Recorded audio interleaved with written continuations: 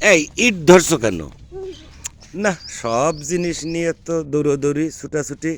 হ্যাঁ, এত দুষ্ট হলে হবে? আসো, আসো।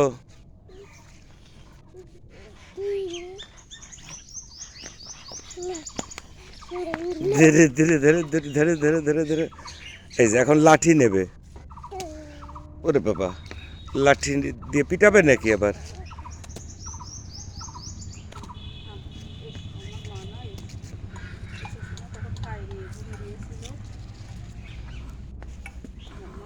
দেখো, লাঠিতে বাইদেই তো পড়বে।